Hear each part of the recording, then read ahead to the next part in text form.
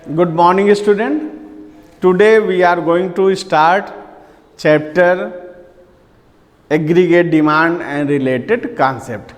In this chapter we will discuss about derivation of saving curve from consumption curve and investment function. जब ये chapter के इन दो topics को हम लोग पढ़ रहे हैं तो सबसे पहले सबसे इंपॉर्टेंट टॉपिक को हम लोग पढ़ेंगे जिसको बोलते हैं derivation of saving curve from consumption curve. ये बोर्ड में सबसे ज़्यादा आने वाले क्वेश्चनों में से एक है और बहुत इंपॉर्टेंट क्वेश्चंस के रूप में ये ट्रीट होता है.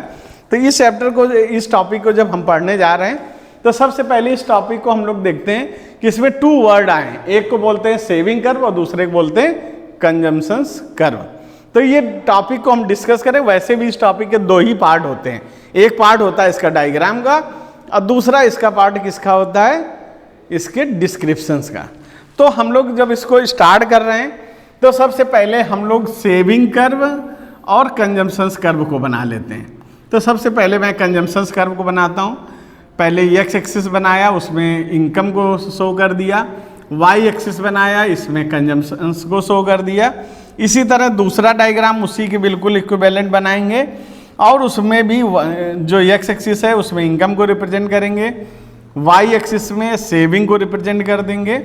फिर इसके बाद एक सीसी लाइन बनाएंगे जिसको कंजम्पशन लाइन कहते हैं, क्योंकि when income is zero available consumption is known as a autonomous consumption.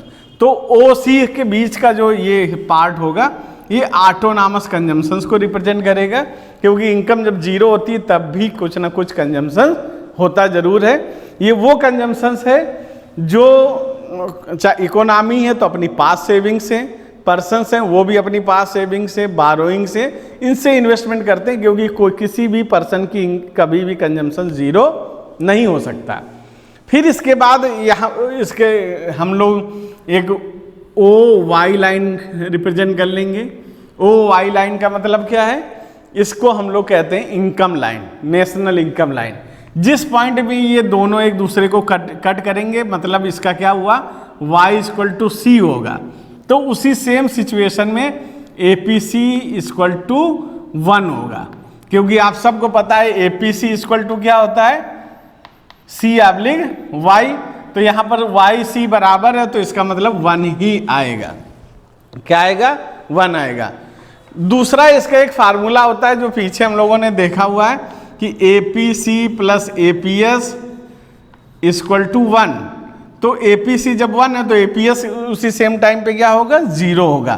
तो अभी यहाँ से डॉट डॉट करके एक लाइन हम लोग क्रिएट कर लेते हैं जो सेविंग कर्व की वाई एक्स एक्सिस पर उसको काटेगा. जितने गैप से यहाँ हमने बनाया था सेम उतना ही गैप लेकर के यहाँ से क्या है, सेविंग लाइन हम फॉर्म करेंगे जिसको एस लाइन कहा जाता है. क्या बोलते हैं, एस लाइन. और यहाँ पर तो ये OS हो गया. क्या हो गया, OS. ये OS हो गया. और यहाँ पर ये हमेशा किसके बराबर होगा, निगेटिव ऑटोनॉमस कंजम्पशन. तो यहाँ C बार था तो यहाँ पर क्या होगा, निगेटिव C बार. तो ये निगेटिव ऑटोनॉमस कंजम्पशन के बराबर होगा. तो ये इस डायग्राम में जिस समय APC 1 है उसी समय यहाँ पर अगर इसका मैं R नाम रख दूँ तो R किसके बराबर होगा, APS, क्योंकि सेविंग है ये 0 होगा, क्योंकि ये 1 है और दोनों को मिलाकर क्या होना चाहिए, और 0 आपको दिखाई भी दे रहा कि ये एक्स एक्सिस लाइन पे है. तो जब एक्स एक्सिस लाइन पे सेविंग पहुंचेगी तो क्या होगी उस समय 0, क्योंकि इसके नीचे निगेटिव सेविंग थी, इसके ऊपर पॉजिटिव सेविंग आएगी और इस पॉइंट में सेविंग क्या हो जाएगी, 0 हो जाएगी, क्योंकि यहाँ पर क्या होगा, इस पॉइंट में यस इक्वल टू 0 होगा. तो जब भी अगर APS का फार्मूला सबको याद होगा, APS इक्वल टू क्या, S/Y. तो यस अगर 0 है, Y कितना भी हो तो आंसर 0 ही आएगा.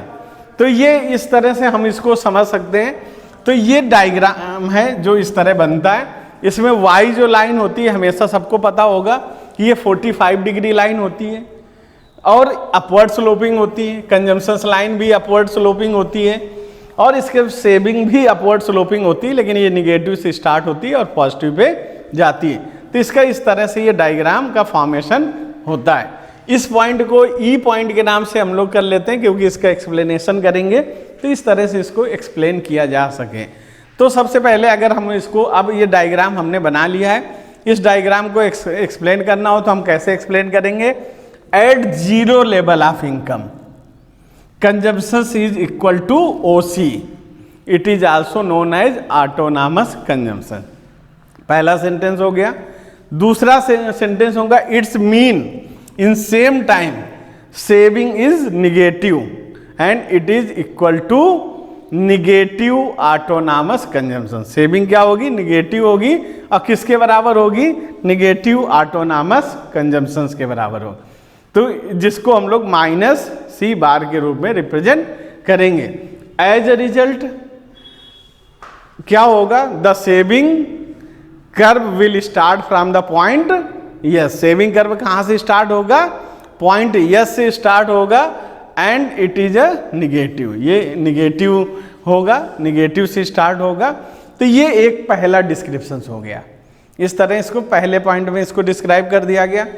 अब इसके सेकेंड उसमें हम लोग डिस्क्राइब करते हैं। तो यहाँ क्या करेंगे? Consumption curve C C intersect with O Y, it's mean national income at point E. C C किसको इंटरसेक्ट कर रहा? ओ वाई को। किस पॉइंट में? Point E. इस पॉइंट में, in this point APC equal to 1। APC किसके बराबर होगा? 1 के बराबर होगा।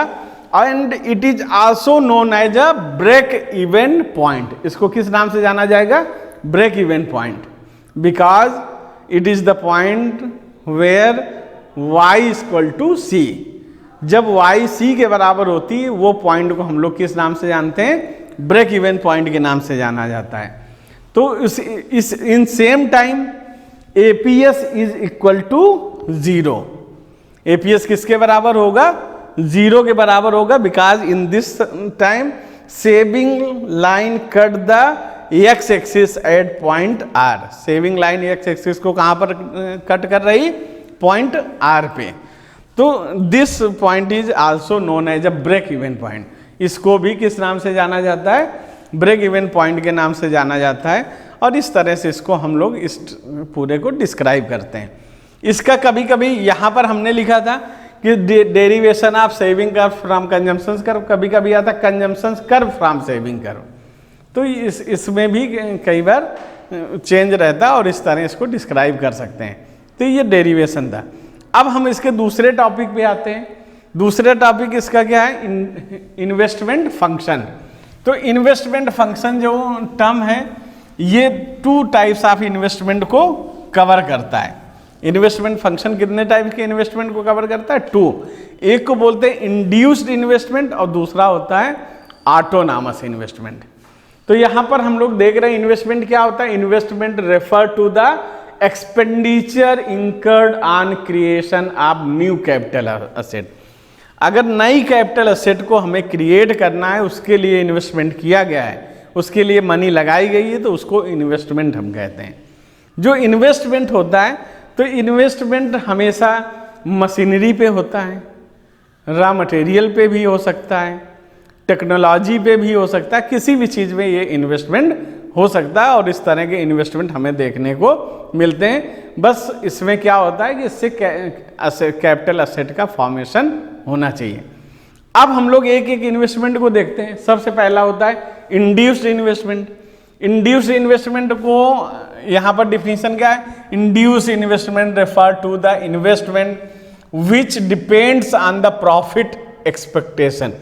जो किस पे डिपेंड होती है? Profit expectation. इसमें ये माना जाता है कि प्रॉफिट आएगा ही है, and is directly influenced by the income level. अब ये डायरेक्टली इनकम लेवल के साथ इन्फ्लुएंस होती है।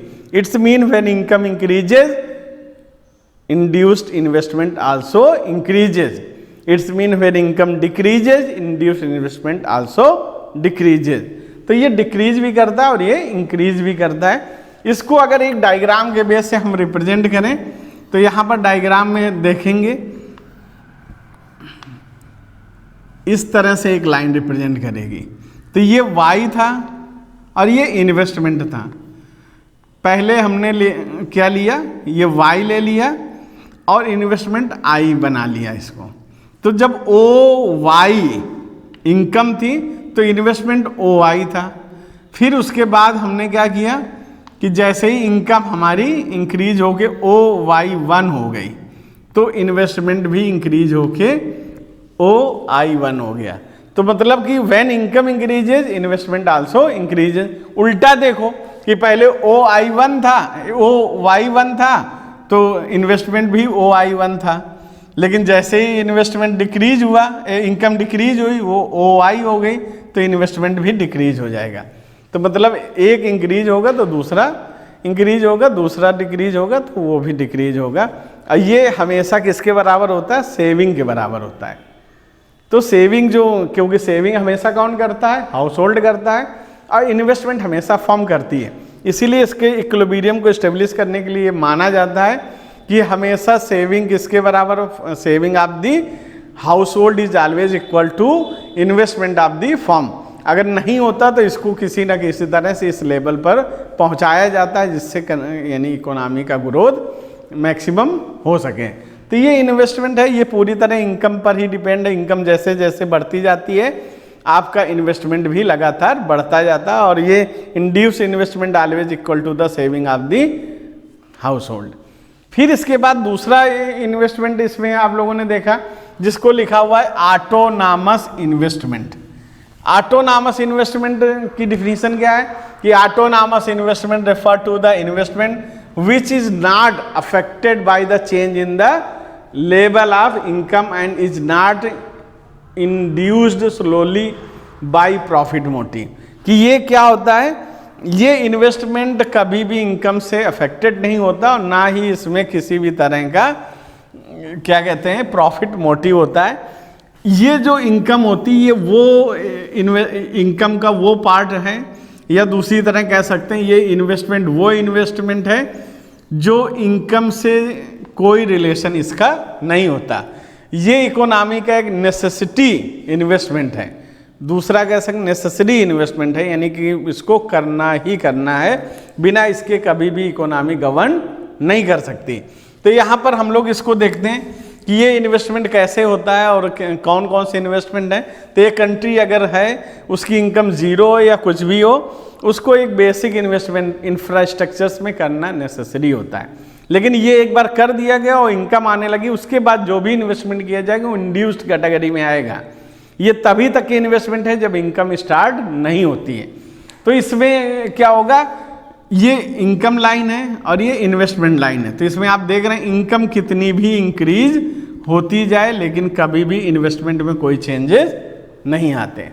तो ये दो थे, इंड्यूस्ड एंड ऑटोनॉमस। तो यहाँ ये चैप्टर था।